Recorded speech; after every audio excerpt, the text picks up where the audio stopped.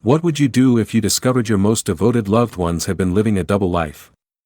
Archer Wilson's world shattered when a $20 million lottery win revealed his children's true loyalties. After decades of sacrifice, the 63-year-old retiree found himself alone on his birthday, with a devastating truth awaiting him. This heart-wrenching journey of betrayal, resilience, and ultimate freedom will leave you questioning, is unconditional love worth the price? Subscribe to our channel for more powerful stories that might just change how you view your own relationships. Archer Wilson's weathered hands trembled as he stared at the lottery ticket. The numbers, his numbers, stared back at him, unmistakable and life-changing. $20 million. After 63 years of scrimping, saving, and stretching every dollar, fate had finally smiled upon him. Impossible, he whispered, the word hanging in his empty living room. He hadn't slept the entire night after seeing the winning numbers announced. His mind raced with possibilities that once seemed beyond reach. His 63rd birthday was just a week away. What perfect timing for such a blessing. Archer leaned back in his worn armchair, its familiar creak a reminder of all the years he'd sat in this same spot, worrying about mortgage payments, medical bills, and how to help his children. Now those worries could evaporate like morning dew. Nathan and Nora, he murmured, smiling as he thought of his children. Despite his divorce from their mother, Margaret, 15 years ago, he'd sacrificed everything to give them opportunities he never had. Now he could do so much more. After taxes, he'd still have over $10 million. He'd set aside $3 million for his retirement, and the rest, he'd divided equally between his children. Not just cash, but security, a foundation they could build their lives upon. The following morning, Archer visited 2 real estate agents. By afternoon, he had contracts for 2 luxury homes, one for Nathan and his family, another for Nora. He visited his bank next, arranging 2 cashier's checks for $1 million each. "Are these for family?" the bank manager asked, eyes wide at the amounts. "My children," Archer replied, unable to suppress his smile. "I've waited my whole life to give them something worthwhile." That evening, Archer sat alone in his modest kitchen, planning his birthday dinner. He'd prepare all their favorites: Nathan's spicy Cajun pasta, Nora's sweet and sour chicken, and a special healthy meal for little Olivia, his granddaughter. For the first time in years, Archer was genuinely excited for his birthday. Not because he wanted celebration or gifts, but because he could finally give his children everything he'd dreamed of giving them. After years of watching them struggle as he could change their lives forever. "Just one more week," he whispered, carefully tucking the real estate contracts and checks into his bedside drawer. As he turned out the light, Archer fell asleep with a smile on his face, dreaming of the joy that would soon light up his children's eyes. The aroma of carefully prepared dishes filled Archer's small home. Every surface in the dining room showcased his efforts, the table set perfectly, candles waiting to be lit, and food kept warm in serving dishes. Archer had been cooking since dawn, crafting each of his children's favorite recipes with loving precision. 6 o'clock came and went, then 7. By 8, Archer found himself checking his phone every few minutes. They must be caught in traffic, he reassured himself, lighting the candles for the 3rd time that evening. At 3:30 that afternoon, Nora had called saying she needed to stay late at work and might be delayed. Shortly after, Nathan had texted about a project crisis he was managing. Archer hadn't worried then. He'd always taught them that work came first. But now, as the clock's hands crept past 9, unease settled in his chest. At 9:30, Archer sent a message to their family group chat. "Dinner's ready whenever you are. Everything okay?" His message remained unread. By 10, the candles had burned down completely. Archer sat alone at the head of the table, the chair creaking beneath him as he leaned forward to rest his forehead in his palms. The contracts and checks lay at the center of the table, wrapped in silver paper with blue ribbons, Nathan's favorite color. His phone rang at 11:47. Nora's name flashed on the screen. "Dad, I'm so sorry," she said hurriedly before he could speak. "Work was absolutely insane today and I couldn't step away. It's too late now, so I'll just head back to my apartment. You should get some sleep." The call ended before he could respond. Archer stared at the dark screen, remembering how he'd helped Nora find an apartment near her office after her internship, worried about her long commute. He had covered the security deposit, first month's rent, and bought her furniture. Another 10 minutes passed. Nathan hadn't called at all. With a deep sigh, Archer stood up. His back ached as he carefully wrapped each untouched dish with plastic and placed them in the refrigerator. He returned the contracts and checks to his bedside drawer. By the time Archer climbed into bed, it was nearly 1 a.m. His birthday had come and gone, the surprise he'd been eager to share still a secret. As he stared at the ceiling, his excitement had curdled into something bitter and cold. His phone remained silent. No birthday messages, no apologies, nothing. The next morning, Archer sent another message. "It's Saturday. Come for dinner tonight? I have a surprise for you both." Hours passed. No reply. Archer went for a walk to clear his head, trying to ignore the hollow ache in his chest. The surprise he'd planned would have to wait for another day. Surely they would come tonight. Surely they had their reasons. Yet as he walked, a voice in his head whispered that perhaps the surprise wasn't meant to be shared after all. Archer's morning walk took him past several neighbors tending to their gardens. He nodded politely but avoided conversation, too embarrassed to admit he'd spent his birthday alone waiting for children who never arrived. "Archer, hold up a minute," called Mary from across the street. She hurried over, her small dog trotting behind her. "You're usually out before sunrise. What took you so long today?" He offered an awkward smile. "Just moving a bit slower these days." Mary chuckled. "Let me guess. You spent yesterday cooking up a storm and wore yourself out? I told you ages ago to book a nice restaurant instead. Less stress, less mess." When Archer didn't answer, she continued, "I've said it before. You go through too much trouble for those kids. Do you think a fancy restaurant can't handle Nathan's spicy preferences, Nora's sweet and sour obsession, and little Olivia's picky eating? Honestly, all this effort just for them." Her words struck him deeply. For the first time, Archer truly considered it. His entire life had revolved around his children. Before the divorce, after the divorce, all these years. Had he ever put himself first? Before he could dwell on that thought, a sharp voice cut through the morning air. "Oh, Mary, don't pretend he's some poor sacrificial father. Archer just loves to show off, always bragging about how devoted Nathan and Nora are. What a joke."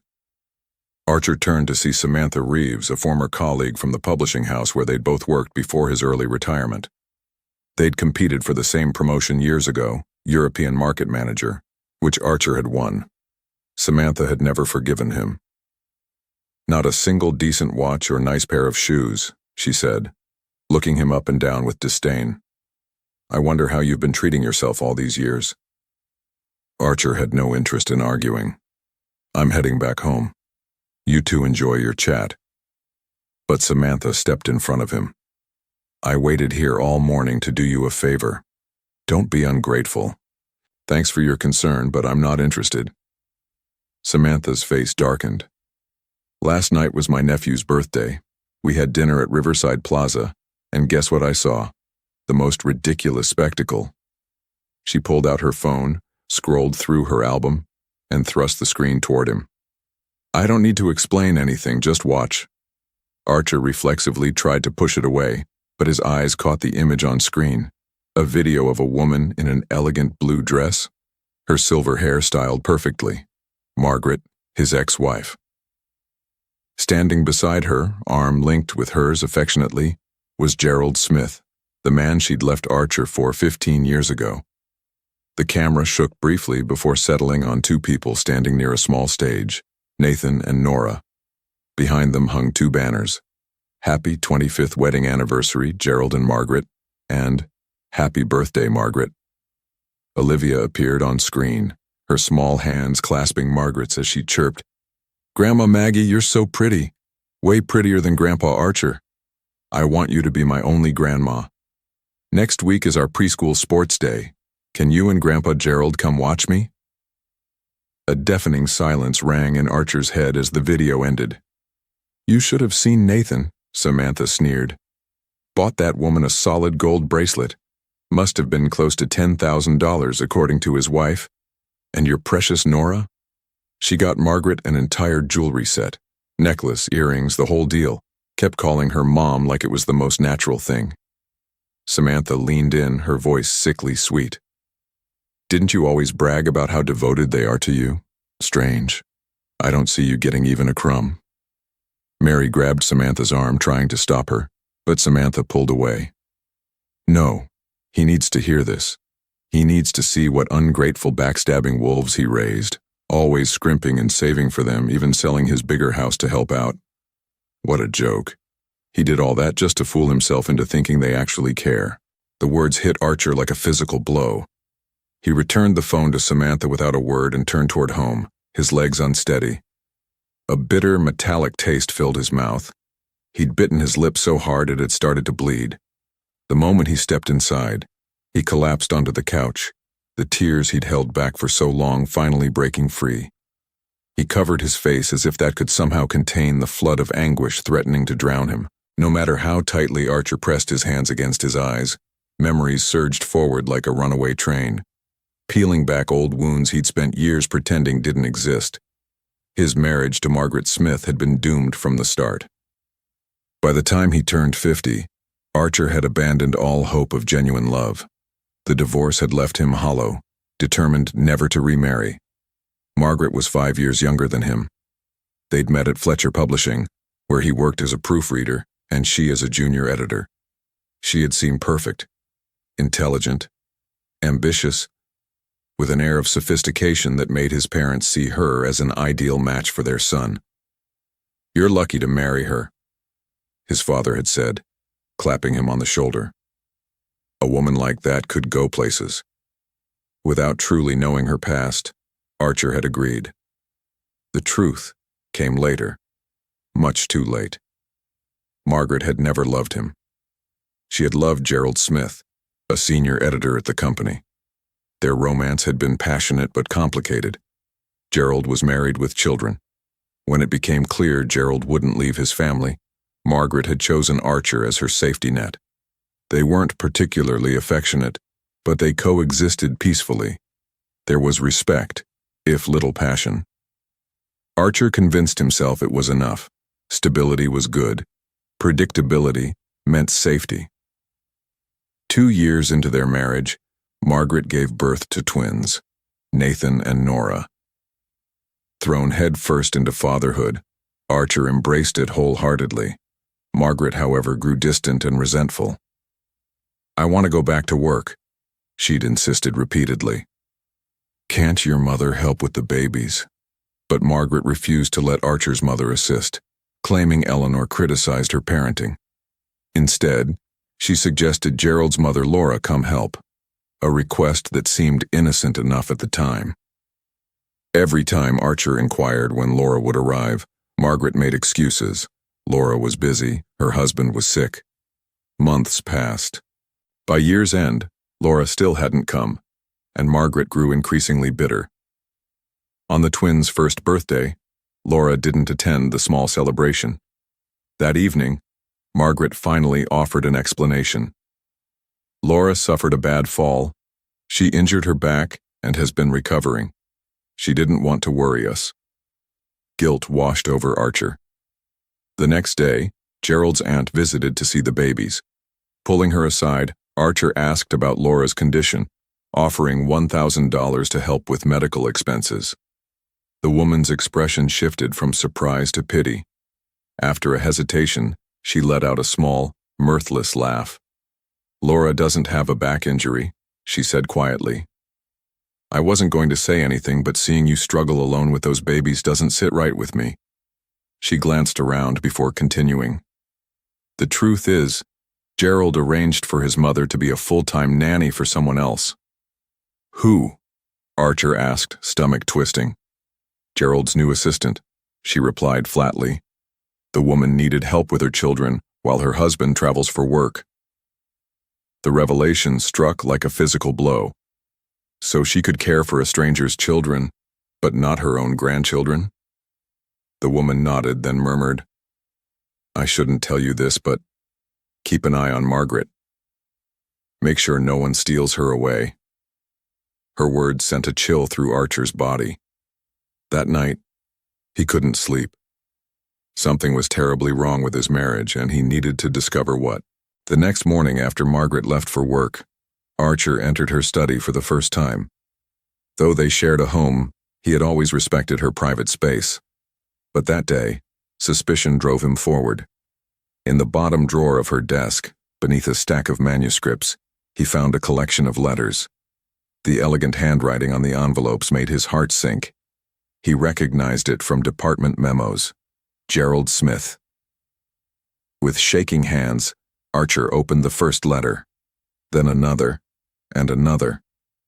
Dozens of them spanning years, even predating their marriage. Through those pages, he pieced together the truth that would shatter his world. Margaret and Gerald had been lovers since university. Their relationship had been forced underground when Gerald married another woman for professional connections. Even when Gerald's wife became pregnant, the affair continued through these secret letters. When Archer read the most recent letter dated just 3 months earlier, his blood ran cold. "When you complained about the twins keeping you up at night, I couldn't bear your suffering. That's why I sent Mother to help Lisa instead, to gain her trust. She's been promoted to department head now, which puts our plan in motion. 2 more years, my love, and we'll be together properly. Hold on just a little longer." That evening, when Margaret returned home, Archer confronted her, the letters spread across the kitchen table. She stared at them in shock, then at him, her face shifting from surprise to cold fury.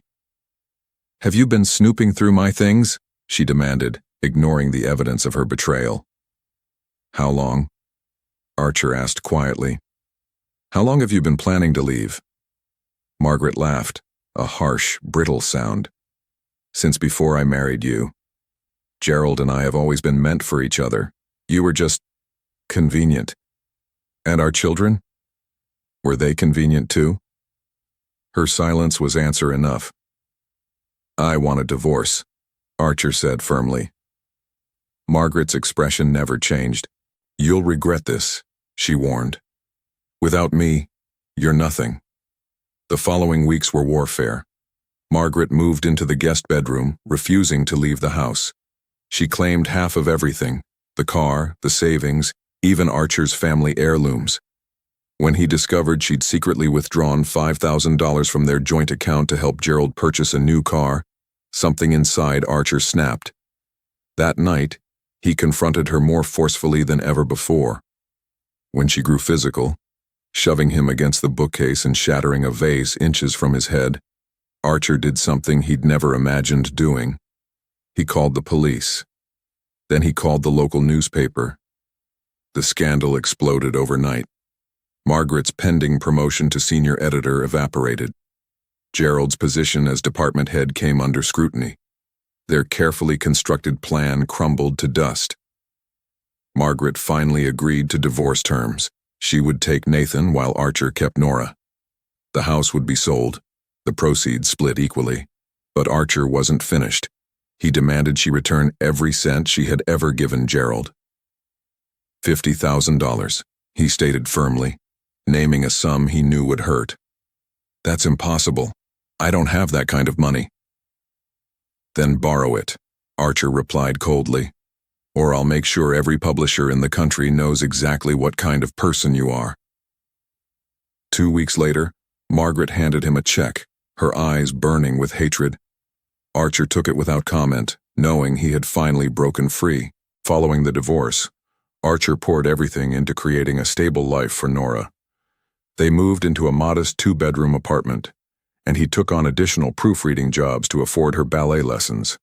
At night, after tucking her in, he would often sit in the kitchen with unpaid bills spread before him, calculating how to stretch each dollar.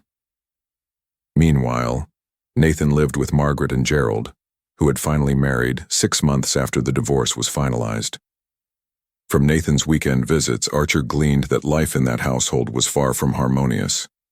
Gerald's daughter from his previous marriage clearly held favored status, while Nathan was treated as an afterthought. On Christmas Eve, 5 years after the divorce, a frantic knocking at the apartment door startled Archer from his reading. Opening it, he found Nathan, 12 years old, clothes disheveled, hands red with cold, and tears streaming down his face. "Dad," he sobbed, launching himself into Archer's arms. "I never want to go back there. I hate them." Through broken sentences, the story emerged. Gerald had prepared a special dinner for his daughter's homecoming from boarding school. When Nathan, hungry and unable to resist, took a small portion before everyone was seated, Gerald had berated him harshly. Margaret, rather than defending her son, had sided with her husband, ordering Nathan to stand in the corner until he learned proper manners. Humiliated and furious, Nathan had packed a bag and fled to the one place he knew he would be welcomed without question. "Can I stay with you?" he asked, voice small. "Can I never go back?" Archer held his son tightly. "You're home now," he whispered. "You're staying right here with me and Nora." To Archer's surprise, neither Margaret nor Gerald fought to keep Nathan. A week later, Nathan's belongings arrived in boxes, as if his mother were discarding an unwanted item. For the first 2 years, Margaret sent child support checks. Then those too stopped coming. Raising both children alone wasn't easy. Archer took a second job at a local bookstore on weekends. He learned to stretch meals, mend clothes, and navigate the complexities of teenage emotions. When Nora needed braces, he sold his collection of first edition classics. When Nathan wanted to join the travel soccer team, Archer picked up night shifts at a warehouse. Despite the struggles, those years held a quiet joy. Every sacrifice felt worthwhile when he saw his children thrive. Nathan graduated high school with honors and earned a partial scholarship to State University. Nora, brilliant and ambitious like her mother, but warm-hearted like him, was accepted to an elite business program. Archer refinanced the apartment to pay for what scholarships didn't cover. When Nathan married Lily right after college, Archer sold his car to help with their wedding. When they struggled to find housing, he sold the apartment that had been home for 15 years, using the proceeds as a down payment on a house for them. He moved into a small rental unit nearby, telling himself the sacrifice was worth it to see his son settled. For Nora, he covered her graduate school application fees, her rent during unpaid internships, and the security deposit on her first professional apartment. Every extra penny went toward ensuring his children would never struggle as he had. "Dad, you do too much," Nora would sometimes protest. "Family takes care of family," he would reply. "That's all that matters in the end." He believed it with his whole heart, even when the loneliness of his small rental unit pressed in around him at night, even when his retirement savings dwindled to almost nothing. Archer never doubted that his children's love and loyalty were worth every sacrifice. Now, sitting alone in his living room with Samantha's revelation burning in his mind, those years of devotion felt like a cruel joke. His children had made their choice, and it wasn't him. All along, while accepting his help, his money, his unwavering support, they had been building a relationship with the very people who had discarded them. The betrayal cut deeper than Margaret's infidelity ever had. Morning light filtered through the blinds as Archer sat at his kitchen table, the real estate contracts and million-dollar checks spread before him. These papers represented his dream of providing security for his children, a dream that now felt hollow and naive. With steady hands that belied the turmoil in his heart, Archer methodically tore each document into tiny pieces. The sound of ripping paper filled the quiet room, each tear a small act of liberation. "No more," he whispered to the empty apartment. "No more sacrifices for those who don't value them." That afternoon, Archer visited his lawyer, a no-nonsense woman who had handled his divorce years earlier. "I want to change my will," he stated simply. "Everything goes to charity." She studied him over her reading glasses. "This is quite a change, Archer. Are you certain?" "More certain than I've been about anything in years." Next, he instructed her to begin proceedings to sell the house Nathan and Lily lived in. The property legally remained in his name. He also terminated the lease on Nora's apartment, which he had been paying quarterly. "They'll be furious," his lawyer warned. "They'll survive," Archer replied. "They're resourceful when they need to be." In the following days, Archer moved with purpose. He met with a financial advisor to manage his lottery winnings, setting up a comfortable retirement plan. He explored houses in a quiet neighborhood 20 miles from his current residence, far enough that chance encounters with his children would be unlikely. Within 2 weeks, he purchased a charming villa with a garden. Unlike the luxury homes he'd planned to buy for Nathan and Nora, this one was chosen solely with his own preferences in mind. Large windows to let in natural light, a spacious kitchen where he could indulge his love of cooking, a reading nook overlooking the garden. For the first time in decades, Archer created a space that reflected who he was, not what others needed him to be. The day he moved in, Archer visited an animal shelter and adopted 2 elderly cats, a one-eyed tabby named Captain and a fluffy black cat with a permanently askew ear called Duchess. The shelter worker seemed surprised when he specifically asked for older cats. "Most people want kittens," she remarked. "These ones have waited long enough for a good home," he replied. "Besides, we seniors should stick together."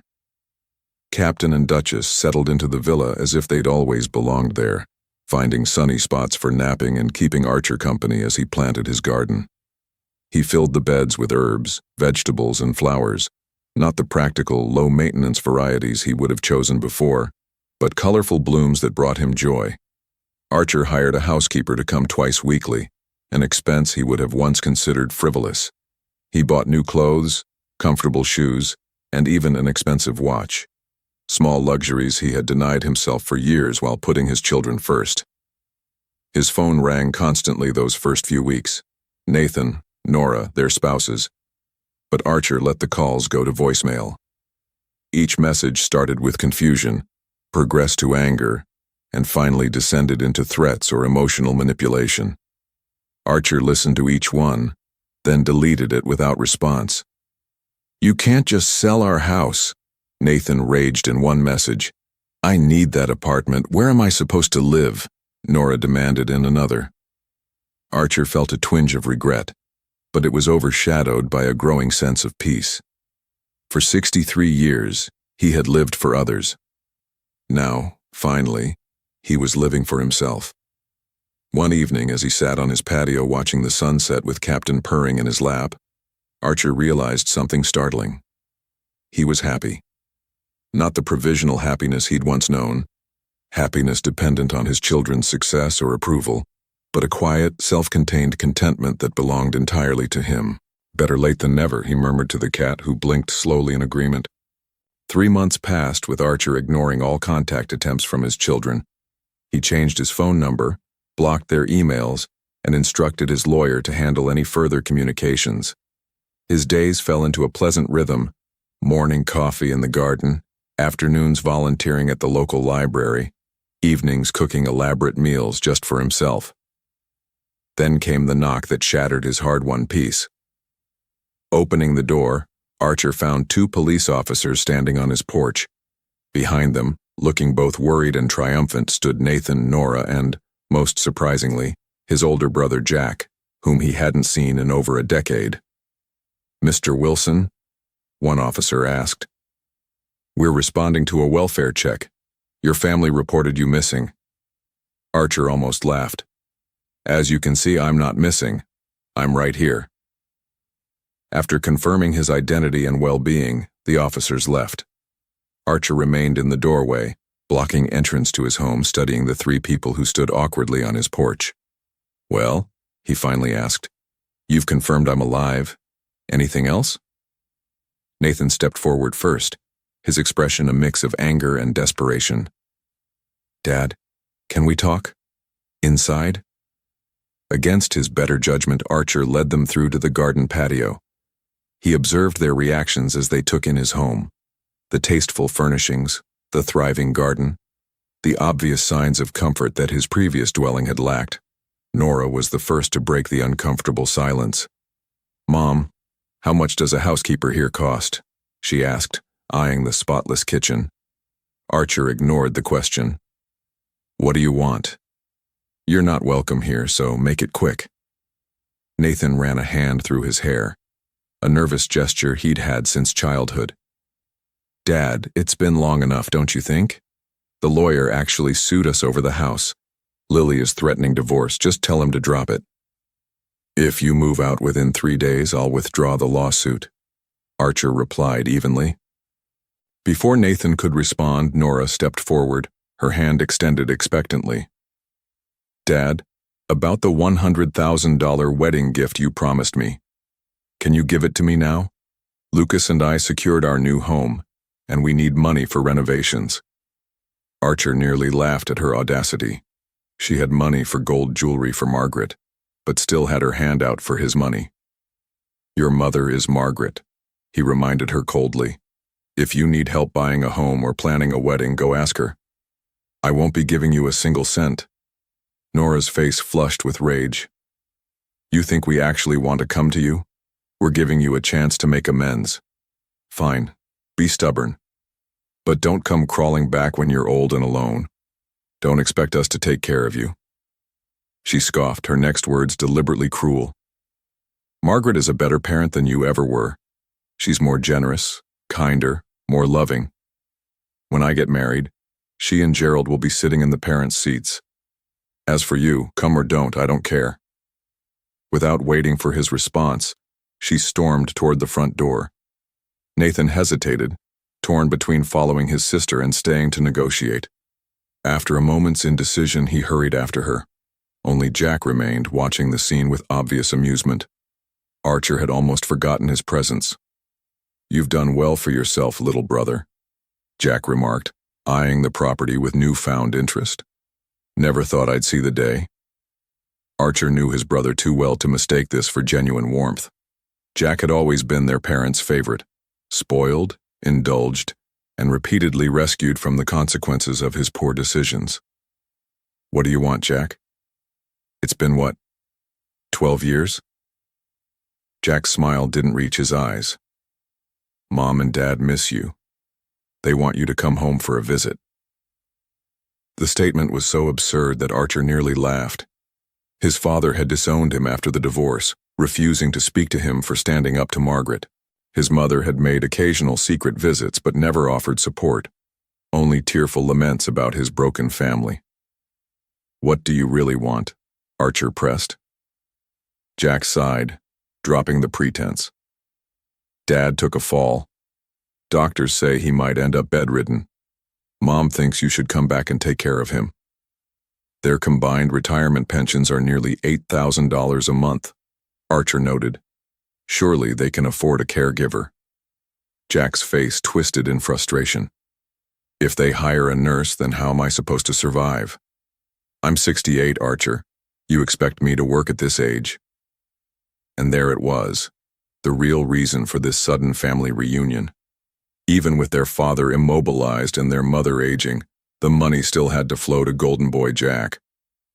Their situation has nothing to do with me, Archer stated firmly. I won't be coming back. Now please leave. Jack's face darkened. I consulted a lawyer. Even estranged, you're legally obligated to support them. Then sue me, Archer replied calmly. If a judge orders me to pay, I'll comply. Until then, not a single penny. He called security from the neighborhood association and had them escort Jack out. As expected, no legal action ever materialized. Jack, always seeking the path of least resistance, simply moved their parents into a cheap nursing home, his only instruction to the staff. Just make sure they don't die. After all, he still needed their pension checks to survive. As Archer watched the security car disappear down the street, a strange sense of lightness came over him. He had faced them all, his children, his brother, and remained firm. For perhaps the first time in his life, he had put himself first. 2 months after the confrontation with his family, Archer received a call from an unknown number. When he answered, the voice on the other end was faint, slurred, but unmistakable. Archie, his father wheezed, using the childhood nickname Archer hadn't heard in decades. Archer held the phone silently, unsure how to respond.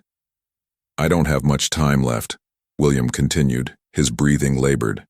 But there's something I need to get off my chest. I wanted to tell you I'm sorry. The apology, more words than his father had ever strung together for him, left Archer speechless. William had always been a domineering, traditional man who believed a man should endure any marriage, no matter how toxic. When Archer divorced Margaret, William had disowned him for bringing shame to the family name. Now, on his deathbed, he wanted absolution. Archer listened without interruption as his father struggled through an apology that came decades too late. When William finished, Archer simply said, "I hear you," and ended the call. Before hanging up, his mother murmured the address of their nursing home. After considerable hesitation, Archer decided to go, not for forgiveness or reconciliation, but for closure. When he entered the sterile room, he found his father lying gaunt and hollow, barely recognizable as the imposing figure of Archer's childhood. William's eyes fluttered open, focusing on his younger son with effort. His lips quivered, but no words came. 10 minutes later, as Archer stood silently by the bed, William closed his eyes. 2 tears slid down his withered face, and he was gone. In the hallway, Archer's mother approached, her frail hands trembling. At 83, Eleanor was bent with age, her once vibrant eyes now clouded with cataracts and regret. Archer studied her, feeling strangely detached. She had spent her entire life in submission to William, never objecting to his cruelty, never defending her younger son. Had she been too weak, or had she simply not loved him enough? He reached into his pocket and pressed a check for $8,000 into her hand. "For his funeral," he said quietly. "I won't be attending." Then he walked away, her soft, broken sobs fading behind him. The following week, Archer made a decision that surprised even him. He purchased a large storefront in the downtown arts district and began renovations to open a cafe bookstore. At 63, he couldn't just sit around waiting for time to pass. He wanted purpose, community, a legacy beyond his fractured family. During renovations, he insisted on power outlets at every table, comfortable seating, and walls lined with bookshelves. When Archer's Haven opened 3 months later, it quickly became a favorite among students, remote workers, and retirees looking for a quiet space with good coffee and better atmosphere. Archer hired students working part-time and people with disabilities who struggled to find employment elsewhere. It wasn't highly profitable, but it covered costs and gave him profound satisfaction. One Tuesday afternoon, while managing the counter, Archer spotted Lily walking in hand with a man he didn't recognize. When she saw him, her expression froze. She immediately released the man's hand, then after brief hesitation, let out a self-deprecating laugh. "Nathan and I are getting divorced," she admitted. "He's been involved with a woman Gerald introduced him to. I only started seeing my boyfriend after I found out." Archer nodded without comment. Nathan's choices no longer concerned him. A month later, Nora appeared at the cafe, 6 months pregnant and sporting a large bruise on her forehead.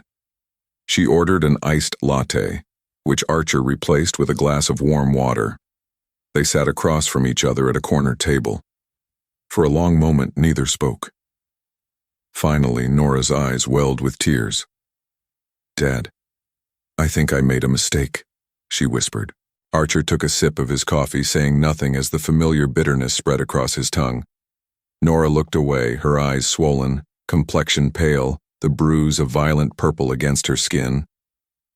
"Lucas cheated on me," she finally said, her voice breaking.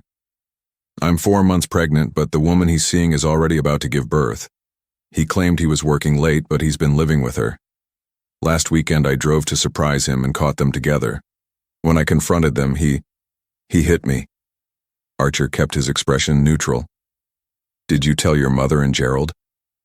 Nora's eyes widened in shock. "Gerald has connections," Archer continued evenly. "You should ask him to stand up for you." Tears spilled down her cheeks. "Dad, are you really abandoning me when I need you most?" Archer stood, his voice calm but firm. "You were the ones who abandoned me first. I chose to let you go. This isn't a recycling center. You don't get to throw me away and come back when convenient. Before leaving, he offered one final piece of advice. If no one is willing to save you, save yourself. Leave that man immediately. Remember what I told you years ago? A person can live a good life on their own. You will be fine. Time passed swiftly as Archer's Haven transformed from a simple cafe bookstore into a beloved community fixture.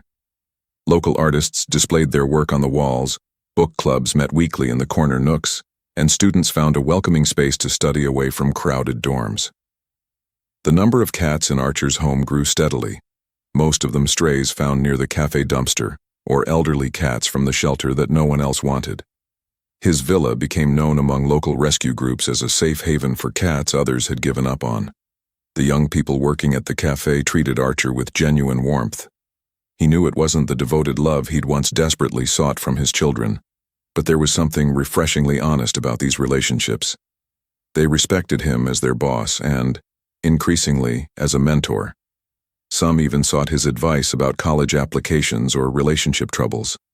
He offered guidance without expectation, a new experience that felt surprisingly fulfilling. One rainy Tuesday, Archer's lawyer called with unexpected news. Gerald Smith suffered a massive stroke last week, she informed him. The prognosis isn't good. Partial paralysis, slurred speech, limited mobility. Archer absorbed this information silently. He felt no satisfaction at Gerald's misfortune, only a distant sense of life's strange symmetry. His lawyer continued. Margaret stuck around for the initial treatment, but once it became clear how expensive his long-term care would be, she emptied their joint accounts and left. According to my source, her parting words were, "I didn't sign up for this." And Nathan? Archer asked, surprised by his own curiosity. Took his father in, but he's struggling. After his divorce from Lily, he jumped into another relationship that quickly soured. He's living in a studio apartment now, barely making ends meet. Caring for Gerald has only complicated matters. Archer thanked her for the information and ended the call. That evening, as he sat in his garden watching the sunset with 3 cats sprawled around him, he reflected on the strange turns life had taken. Margaret, who had once abandoned Archer for Gerald, had now abandoned Gerald when he became inconvenient. Nathan, who had chosen his mother and stepfather over Archer, was now burdened with caring for the very man who had disrupted his childhood. The poetic justice wasn't lost on Archer, yet he took no pleasure in it. 6 months later, Archer received a text message from an unfamiliar number. "Dad, it's Nora. I had my baby boy last week. I named him Arthur, after your father. I'm in Cedar Ridge now, starting fresh. I understand now everything you did for us. You must have been so tired. I don't expect you to answer. I just wanted you to know I think about you." Archer read the message several times but didn't reply. Over the following months, more messages arrived. "Arthur took his first steps today. He has your eyes. I got a promotion at my new job. I remembered how you taught me to always over-prepare for interviews. Sometimes I tell Arthur stories about his grandfather who loved books and built a beautiful garden." Each message stirred complicated emotions in Archer. He saved everyone but never responded. Some wounds, once cut so deeply, could never fully heal. Still, he found himself hoping that Nora would indeed stand on her own feet, that she would find her strength and build a life of dignity for herself and her son.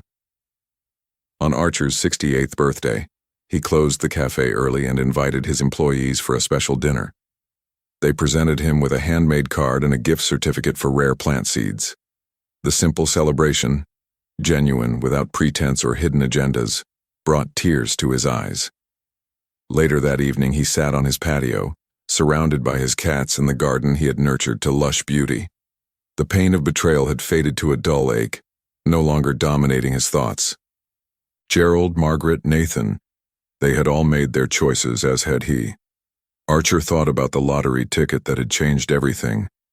Had he never won, perhaps he would still be laboring under the illusion that sacrifice guaranteed love. Perhaps he would still be giving everything while receiving scraps of affection in return. The $20 million hadn't brought him the joy he'd anticipated, not in the way he'd planned. Instead, it had given him something far more valuable: truth and the courage to finally live for himself. From his pocket, he pulled out Nora's latest message, sent that morning. "Happy birthday, Dad. I hope wherever you are, you're surrounded by people who truly appreciate you. I'm learning to be one of those people, even from a distance." For the first time, Archer's finger hovered over the reply button. After a long moment, he put the phone away without responding. Not yet. Perhaps someday, but not today. Tonight was for celebrating his freedom. Freedom from expectation, from thankless sacrifice, from the endless pursuit of approval that had defined most of his life. Tonight was for acknowledging that at 68, Archer Wilson had finally learned the art of living well. He raised his glass to the starlit sky in a silent toast. "To freedom," he whispered. "Better late than never." My dear friend, life doesn't come with guarantees, especially when it comes to family. The Fortune's Price reminds us that true liberation sometimes means letting go of those who take us for granted, not out of bitterness, but as an act of self-respect. If this story resonated with you, remember, it's never too late to prioritize your own happiness. Your worth isn't measured by how much you sacrifice for others, but by how well you honor yourself. Please like this video if Archer's journey touched your heart, and subscribe to our channel for more stories that celebrate the quiet dignity of choosing yourself when others won't. Your support helps us continue sharing these powerful narratives of human resilience.